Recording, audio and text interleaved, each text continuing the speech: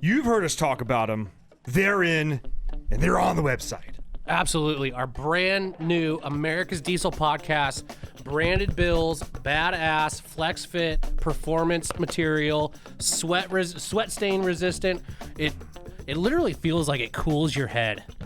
I don't know how that's amazing. possible, but somehow it is. Yeah, you can rock it. You know, I'm more of a flat bill kind of guy. You can do that. You can curve it. For all you taco holder guys, you can even throw that in there. Yeah. And then snapback with a little bit of the flex fit. Yeah. Big head approved, small head approved. And it's extremely comfortable. I almost guarantee, I say almost guarantee. No, I guarantee this is the most comfortable hat you will ever wear. And the logo, rubber, awesome. Yeah. Came out great. Super detailed rubber on there, so it's never going to fade on you. If you want to get one of these in your hands, they are $50, shipped to the lower 48, plus tax, if applicable in your state. Just go on the dieselpowerproducts.com, search hat, look for the fantastic Jam and Eagle logo, and pick yourself up some before they're out of stock. Yeah. You're listening to America's Diesel Podcast. Do you ever see an owl with no fur on it? No, but I've seen the pictures of, like, most people don't realize how long owls' legs are. Dude, I want to show you a picture. Are we on Yeah, right now? this is our intro. We're doing it. All right, dude, an owl, no feathers. You're gonna have to send that to me so I can put it up too. Yeah. Dude, it is Does it look freaky, like dude. a chicken with a big head? Dude, no, it looks tiny like a body freaking and long alien, legs? dude. That's an owl with no feathers. That is terrifying. I know, that'll freaking. Send that to put it in the chat or I something. full cup. don't You know. don't know Yeah. how to do that. Oh, I don't have it on. I don't have Glip on here. That's fine. You can still text it to him. Oh, I guess I could do that. Yeah, we have the technology. Do you need There's help? an app for that. Yeah, share there's literally a button. Sure, there you go. Yeah, messages. Text. Yeah, Corey. And if you don't know how to do it, you can send it to Ben, and Ben can send it to me. I don't. Yeah. I never saved your number, and don't feel bad. I don't save anybody's for until like years after. Well, hey, he's in a group chat with us. Type in Ben. No, but what's his phone number? I know. Send it to the group chat that has Ben. There should be a 909 number in there. Yeah, you, me, and a 909. and Ash and Sands. Okay, well, Yeah, no, it's further back. 909. Well, you're not going to put his number on the podcast. No. Oh, because we're Yeah, on because right we're now. on. Yeah. This is just send it to me. Just send it to me. Let's get this over with. Okay, Get this send it to podcast. Ben. Yeah. My lord, I'll get your number another day, Corey. Once again, an illustration of how Tyler hates technology. It's just, Never say I could. I guess. Corey's number. Well, he doesn't have what. That's such a Tyler move. Oh, he saved mine though. Boom. Yeah. You want to know what's funny? What? I didn't save yours. He just knows how to find it. See, Yeah. there's sharing, there's message, there's airdrop. I still don't know how to airdrop, and Well, you can't Well, it airdrop to wouldn't me matter. anyway. Yeah, he doesn't have an Apple phone. I'm not so. a peasant. Yeah. PC Master Race. It's true. But yeah, that's an alien right there, dude. Yeah, it is an alien. One of my favorite sequence of pictures to look at is they show the skulls of animals, and you're supposed to guess what they are. And a lot of times they'll be like they will play they'll put the skulls out there, and they basically ask you like, is this an actual animal or is it made up? Oh, Like, and then they also will do. I feel like I'd be weirdly good at that game. They also do. some They'll reason. show the skull of something, and they'll show the skeleton, basically like the body Mhm. or the skeleton, and then like if you only saw this, let's say you dug up these bones, what do you think this animal would look like? And they draw that, and like, actually, it's a frog. And you're like, oh my god, I thought that was something totally different. Like when you see like a hamster Well, or I've something dissected like a frog before, so I know you'd be the fine. inner structure on that. that, you'd be good. You'd be good. Yeah. This week's podcast episode is brought to you by Fuel Bomb Diesel Additive, an additive designed for diesel enthusiasts, made by diesel enthusiasts. Ben, take it away. Hell yeah, dude. So this is our in-house Fuel Bomb fuel additive for your diesel truck. Our biggest thing here is making sure that you can pretty much always have diesel additive on you all the time. You've got a lot of other additives out on the market that they have, anti-gel in there all the time. They have cetane in there all the time. They end up being big and bulky bottles. Our standard everyday diesel fuel additive is 1 ounce per 32 gallons, and that's its main job is to make sure that your fuel system stays lubricated and prevents the formation of algae. And it should also help you in colder climates too. Should definitely help you in colder climates. Along with cleaning your fuel system and maintaining it, It'll also help you bump that cetane number up for a more efficient burn of your diesel fuel. And if cetane is just what you're after, there's the Fuel Bomb Hellfire, which is our straight 8+ cetane enhancer. Yeah, and you guys asked, and we brought them back. We did go away from the bottles that didn't have the measuring little parts in there. We brought them back for you, so now you can measure out your 1 ounce per 32 gallons for the F-Bomb or 4 ounces per 32 gallons for the Hellfire. Both these additives are available on our website, dieselpowerproducts.com. Now let's get back to that episode. All right, ladies and gentlemen, thanks for tuning in. This is Ben and Tyler. We're going to talk about anti-gelling today and how to de-gel, ungel, It's the degelification. the anti-gelification of your fuel system. Yep. That's a word. We're making it a word. That's happening. This is Ben and Tyler from America's Diesel Podcast, coming at you from Spokane, Washington. Make sure and check us out on Google Play, SoundCloud, iTunes, Spotify, anywhere you listen to podcasts. You can find us by searching America's Diesel Podcast. Also, check us out on Instagram and the Facebook group. Again, that's America's Diesel Podcast on both of those. If it's the group, put America's Diesel Podcast - the group. Yes, you do have to answer those questions because I'm trying to keep out those dang bots. And I only want people in that group that actually listen to the podcast. I don't mean like you have to be, an S-tier listener or something like that, but you just need to listen enough to where the answers to those questions. There are many right answers and a few wrong answers, but the definite wrong answer is no answers. So Yeah. I formulate those questions in a certain way for that reason. Tyler reviews. Oh, yeah. Keep those reviews coming in. Leave a 5-star review on any of the platforms that Ben mentioned earlier. Screenshot that, send it to podcast@dieselpowerproducts.com. Make sure to include a picture of your truck and an address so we can send a decal to. It looks just like our hat and our logo, and it is the logo on our hat. Yeah. You fucking nailed that. Yeah, well said.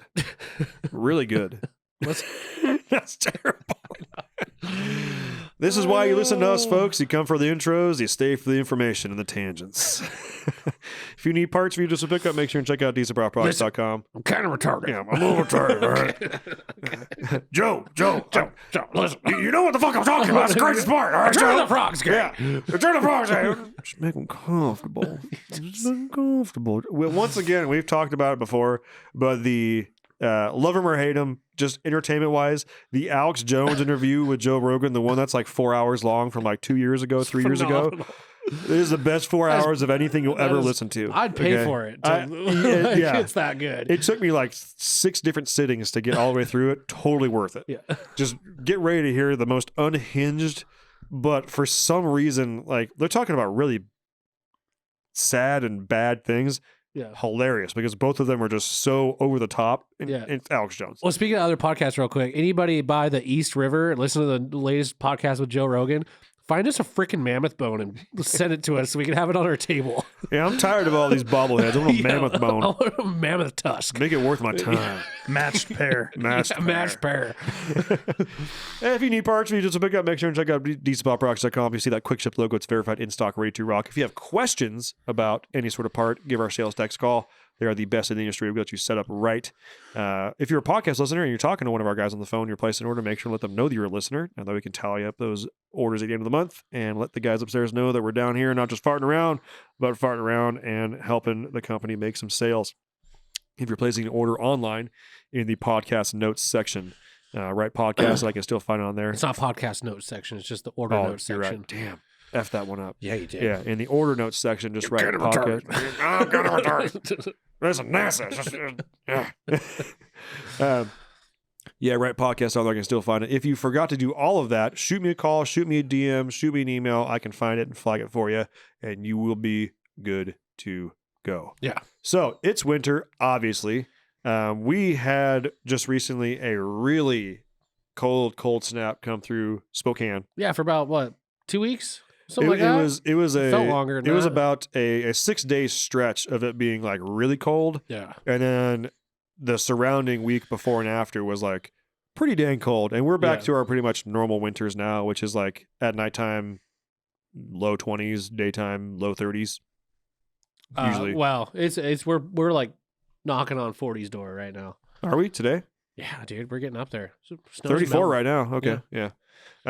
But when the cold snap came through, and it was actually just about, a lot of the United States was actually really cold, Mhm. and places that don't always get cold, and the forums and calls and everything was just lit up.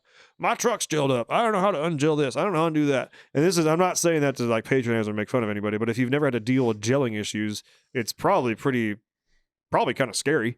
But Yeah. also, like, what do I do? Yeah. I don't have a garage I can pull it into or anything like that. Like, what do I do to try and make this happen? Yeah, so that's what we're going to talk about today. Yeah. So first off, what does it mean when you say or you hear people talk about their fuel gelling? You asking me? Sure. Or I can say whatever you want, yeah. So diesel fuel has the ability to thicken under extreme temperatures and to basically inhibit it flowing through the fuel lines. So you're not getting any fuel to your engine. Your truck won't start. Depending on the truck, you might have some cavitation issues, especially if it's like a VP44 truck. You definitely don't want that happening and getting any air introduced into the system. But essentially, fuel thickens, it can't flow, and then your truck won't start.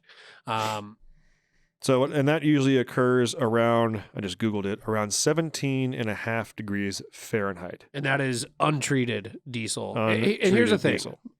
To most everybody, it's that, like, let's say daily drives their truck, probably not going to be a huge issue. Gas stations do a good job of switching to like their winter mix before temperatures start getting cold, and you are protected to a certain degree. Mm-hmm. Now, there obviously are areas of the country that get really, really cold, and let's say you're driving from a little bit of a warmer climate up to a colder climate and still have fuel in your tank. Could you run into fueling issues? Sure, it could happen. Me personally, I mean, I drive my truck every day. I've never experienced it. Yeah. You know, and it also, you know, if you're that kind of guy that's concerned about it, and or maybe or maybe going from, you know, driving, you know, to and fro different climates, it may be a good idea to you know, get yourself a good additive, you know, like Fuel Bomb. Yeah. Or honestly, any other winter additive. Like if you think you're going to be going somewhere and you're like, oh crap, I didn't grab anything, and you're at like a fuel station, just like I know heat. Yeah. And like power service. Or Diesel 911. Yeah, Diesel 911. Just honestly, look what the big truckers are using, and buy that. Like you're. It's more so just like getting something in there. Yeah. Obviously, we prefer you buy our in-house fuel additive, F-Bomb. Yes. But if you can't, just get something. Yeah. There's also a couple of different ways to, like, let's say you don't have additive and you know that it's going to be getting really cold. A good thing you can do: A, plug your truck in. B, top off your tank. Think about it. What if you were to put a Dixie cup of water and then a gallon jug of water on your porch? Which one's going to freeze first?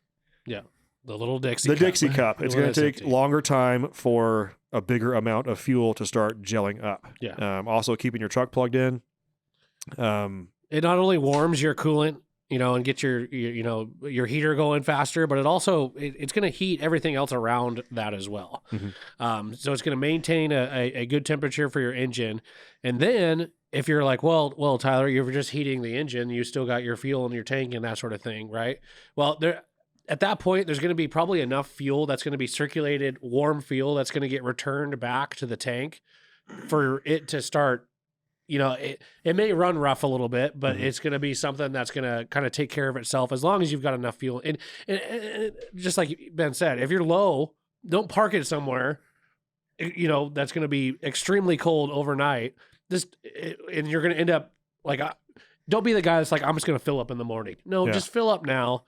And then, you know, keep the tank full. Cause just like Ben said, it's going to take longer for it to coagulate, I guess, in that situation. Mm-hmm. And then maintaining proper temperature at your in your engine bay is going to just make things a lot easier. Yeah. So let's say that you didn't do anything. Yeah. And you have determined that your truck is gelled up. Yeah. Part of this and what are you going to do? So part of this goes also to preventative maintenance.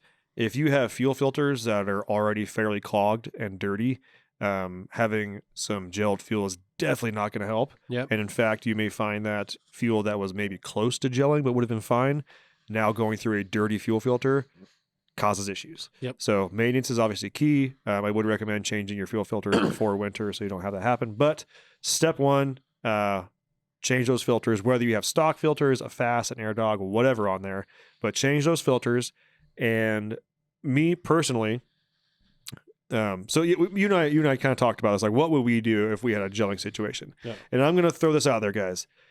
Neither Tyler or I have ever actually had our trucks gel up. Yeah. I've had my 96 Power Stroke not start in the cold, but that was because my glow plugs weren't working. I was still getting, and this actually is a good tip. If you are trying to start your truck in the cold, no matter what it is, and you are getting really, really thick, white, sulfury, like that, like burns your nostrils, smoke coming out of tailpipe, that means your cylinders are not getting hot enough to actually ignite with compression the fuel. So you're spitting raw fuel out the tailpipe. Yeah. Your fuel's not gelled, obviously. Right. You're getting fuel there, you're good to go.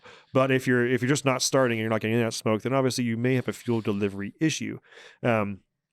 So let's say I'm gelled up and I've got a 7.3. What's the first thing? And I got a stock fuel system. First thing I'm going to do, I'm going to crack open that fuel filter first thing I'm going to plug it in.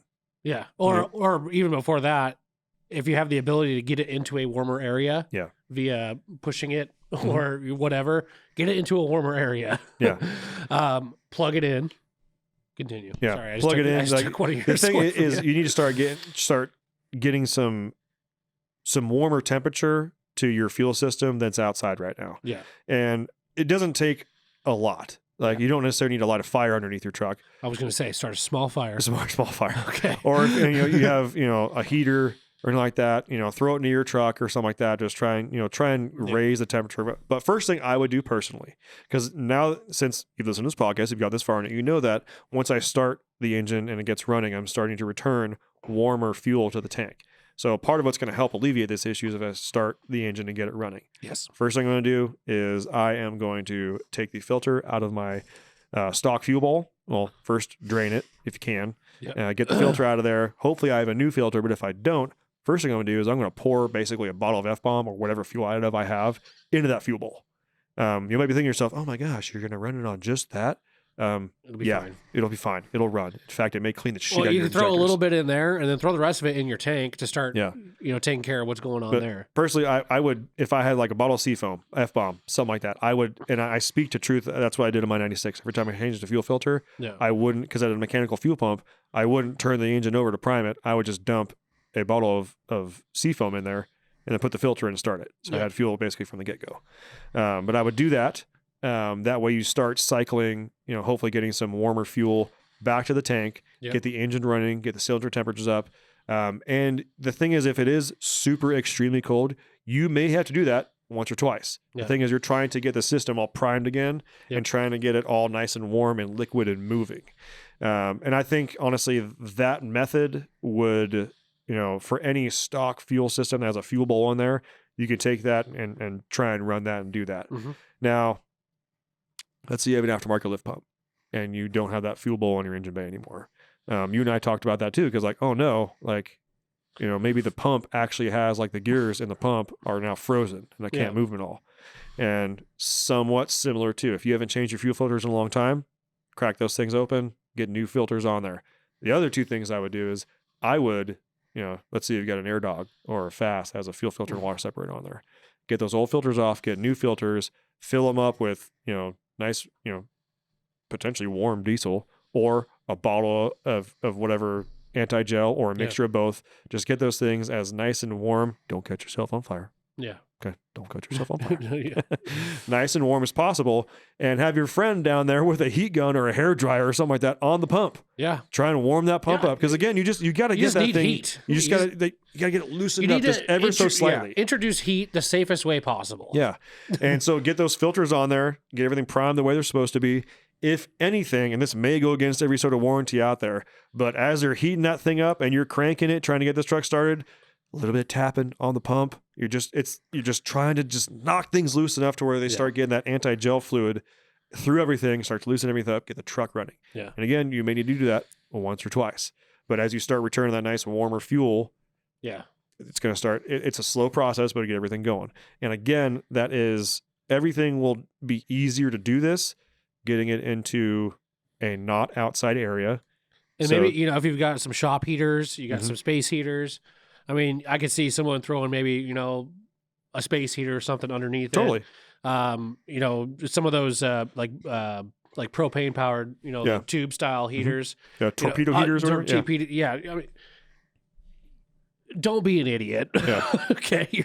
Don't start melting shit, but like Right. get it to the point where you're just getting hot air underneath the truck and getting it circulating underneath the truck to get things warmed up. Yeah. If it's that bad, and again, I honestly, I wish I've experienced that just so I'd have some I do more kind of want to work through it. firsthand experience on actually dealing with that situation. But again, I think this happens not a lot to people that drive their truck every day and are filling up regularly.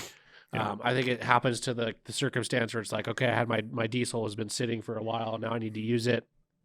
And maybe there's some untreated fuel, or again, guys in like really, really cold climates, like, northern Minnesota, Canada, Alaska, stuff like that. Yeah. I mean, there's only so much. I would assume, like, what is even like Google what like winter blend diesel like temperature range, and just see what, because I want to say it's like minus like 30 or 50. 50 maybe. Let's see here. Number 2 diesel is approximately, so the cloud point is 14 degrees. A good rule of thumb is to switch to winter blend 15 degrees above the cloud point. When overnight temperatures begin to dip down near 30 degrees, it's time to blend in number 1. Let's see here. Let's see. What temperature can diesel fuel be used in winter? Temperatures in winter easily drop to negative 40 Celsius. When such freezing temperatures hit, failing to prep your diesel engine, blah, blah, blah. Let's see here. I think they say like at the pumps too, like what it's good to, but and also being smart. We talk about it a lot, but common sense. If you notice that the temperature at its lowest point for like 1 hour is going to be 20 degrees, you're going to be fine. It may, and again, you're dealing with cold oil as well. Yeah. Your truck it's a cold start. It is what it is. It do is what it everything is. do everything you can to, mitigate that.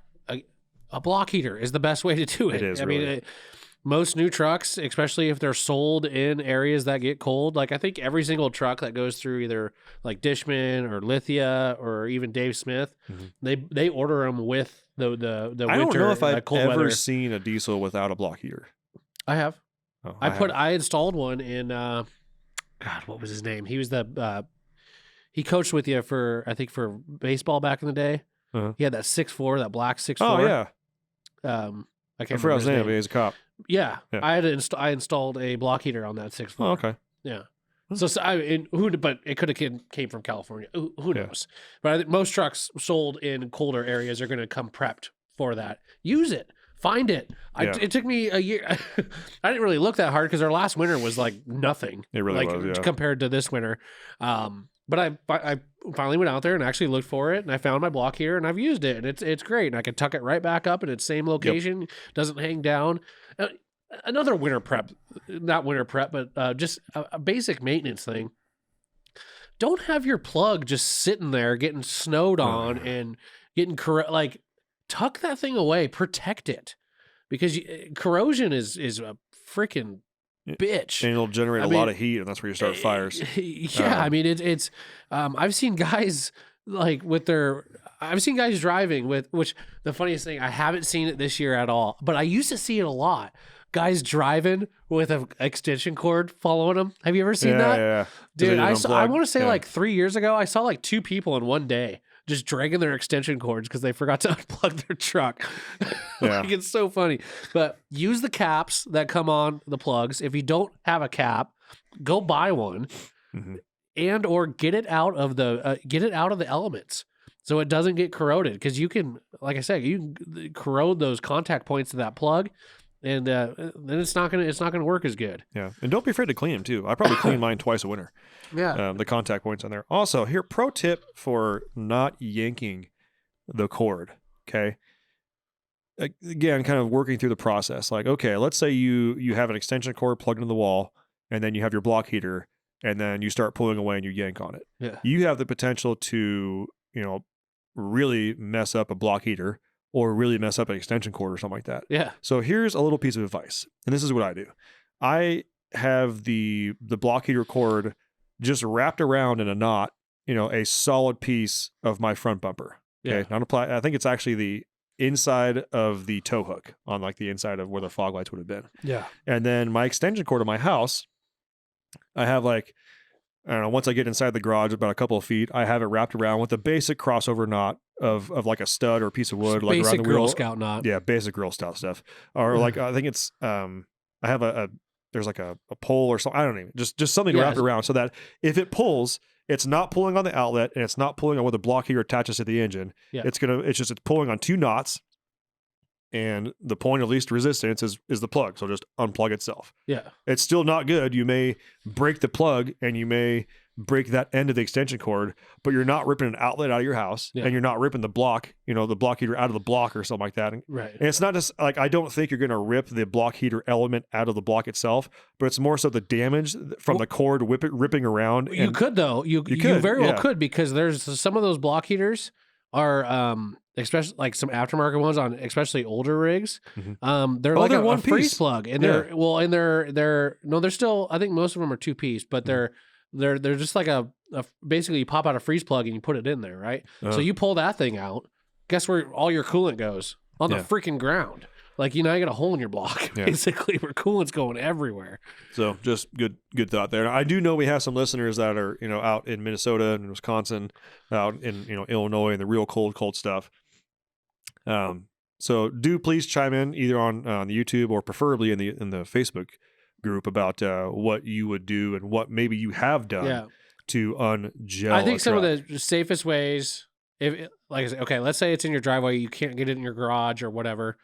Of course, plugging it in is going to be number one, and Mhm. just letting it sit if you have the ability to. Number two, if you're able to get some sort of heat underneath the truck, and I say that kind of, I'm a little like hesitant, right? Because it's like We've we all can seen take videos. that- Like I've seen we've all videos of seen, actual like fires. people being smart with it. Uh-huh. You just need to generate some sort of heat underneath the truck. That's what needs to happen. Yeah, you're just Okay? trying to knock Whether it things be loose. exactly, it's just you're trying to bring it up to maybe 10 degrees, if Yeah. that, just to get things flowing. But those are probably the two things that I would probably do: plugging it in. Mhm. And getting some sort of heat underneath the truck. If you're concerned like the whole tank is gelled, then you need some sort of heat under there. And there's other ways too. I mean, you could do, because they make like heating pads. Mhm. The big magnetic ones too. Like on the oil pan and stuff like that. Yeah, or the sticky ones that go on. I mean, you can if you're in that kind of area and you're concerned about it, buy a couple of those. Oh, dude, you want to piss your wife or girlfriend off? We know every single lady out there when it's that, they have the heating pad. Yeah, Go grab oh, yeah. that yellow heating pad that we've all, they haven't changed the design of that in, the last 25 years. Yeah. Grab one of those, get your extension cord or your generator. And while you have your Yeah. truck plugged in, take that and wrap around your fuel pump or something like that. Yeah. Put it on your tank. Also, if you have aftermarket pump, okay, whether it be a FASS, whether it be an AirDog, whether it be a BD, there's heating options for you. Yes. BD makes a really cool one that works with FASS, it works with AirDog, it works with theirs.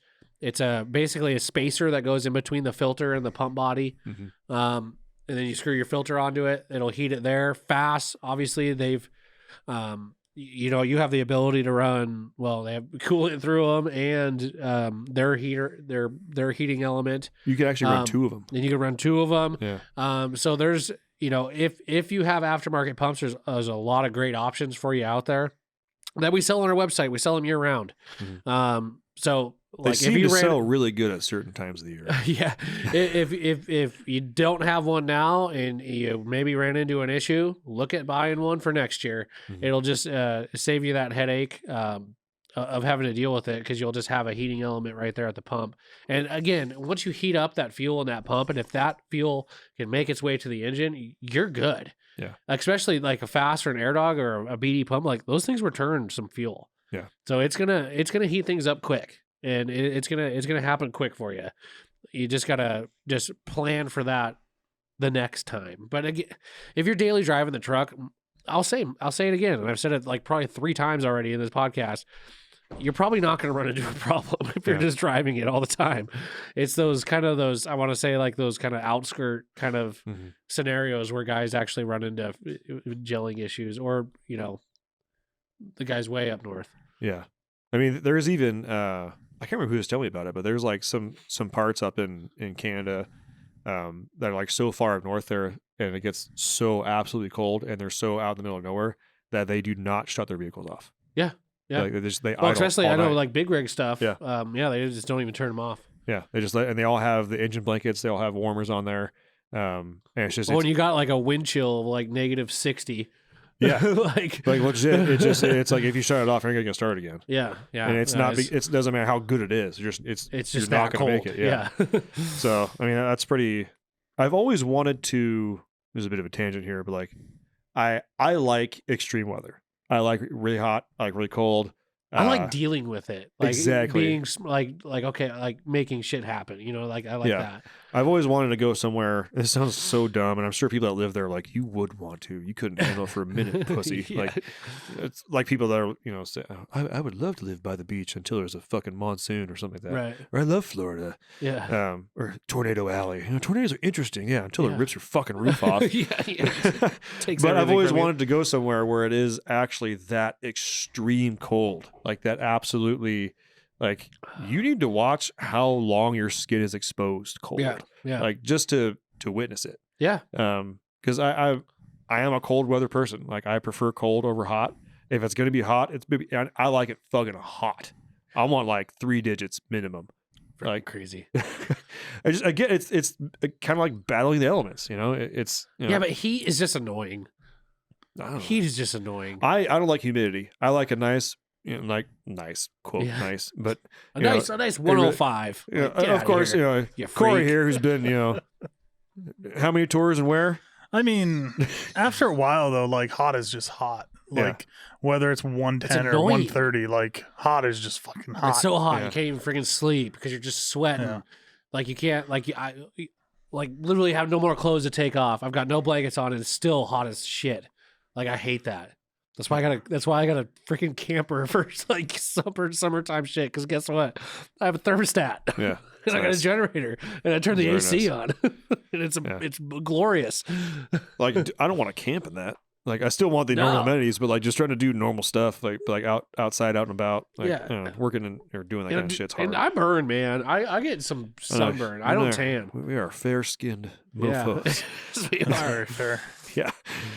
But you mentioned something about having like a fastener dog and returning fuel. As far as like that is the best scenario because it's usually right next to your tank. Yeah. And it has a nice 1/2-inch hose usually going right back to the tank.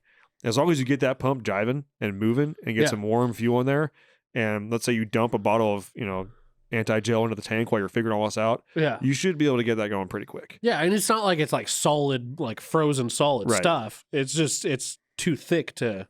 Yeah. So I mean, like imagine having like a slushy and then you pour warm water over it. Like it's gonna be it's gonna be thin like pretty quick. Yeah. Other thing to think about there too is what viscosity of oil you're using. Yeah. Especially for 7360 guys.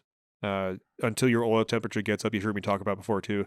Your Huey injection, your truck will run like shit until your oil gets up to proper temperature. And that's why we run Schaefer's. That's exactly why we run Schaefer's, and that's why we run 540. Because I know what do you everybody- say? The cold weather. What do you the flow of? I don't know. He had some sort of term. Yeah. We need to get him back on Yeah, here we because do. I know that first podcast went. Yeah, to that was one of shit. your guys' message. I had actually had several people say you need to finally get your Schaefer's guy back on and start telling him. Yeah, we do. But and there was actually in one of the 7.3 forums I'm part of, the discussion was great, and I never even thought to mention this before or think about it.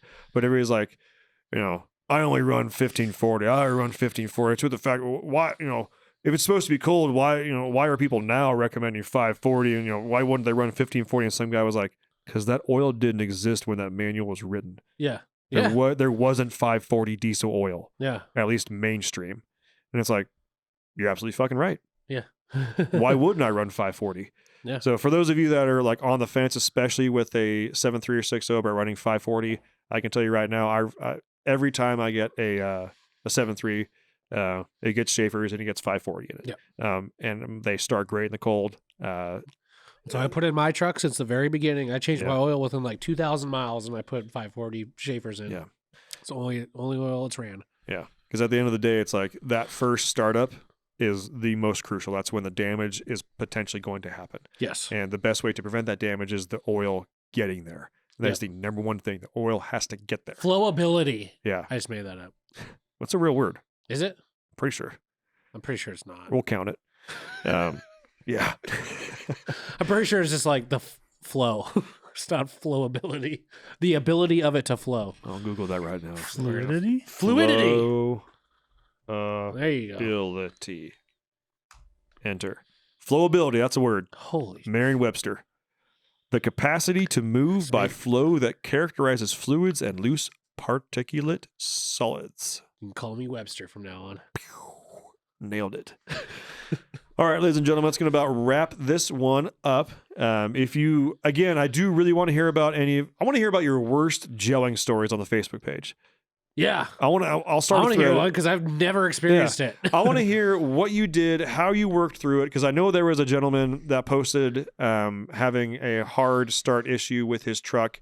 And there were a lot of people in the group trying to help him out with stuff. Yeah. I think it may have been something else related because he did get it into his shop and it sat overnight and his shop was in the like 30s or 40s. He had zero flowability. Yeah. Flowability was gone. But yeah, and then if you have experienced gelling, let us know how we did on never experiencing gelling, explaining how to fix gelling. Yeah. And for those of you wondering, when we talk about, we do get cold snaps here. We're not just talking about like, oh, it's in the teens. Like we had some negative. We get in the negative Fahrenheits. Like it's not super long, but there was probably about a 3-night stretch where we were seeing, we saw -11, -16 or something like that. Yeah. At night. That's cold. That's like without even any wind chill. Yeah. That's for those of you that never experienced that, and I know there's a lot of people out here that experience worse than that or colder than that. Yeah. For those of you that haven't, for any of our like Southern California friends or Texas friends or something like that, that's the type of cold where if you walk outside and you're not wearing a jacket, you won't actually feel cold at first. Yeah, you'll be like, oh, this is not bad. You'll be like, oh, it's not that cold. And then, because it's dry up here. Yeah. And then once it sinks in, you're like, oh shit, my bones are cold. Yeah, like I'm I can't- stage 1 hypothermia right now. I can't breathe. Yeah.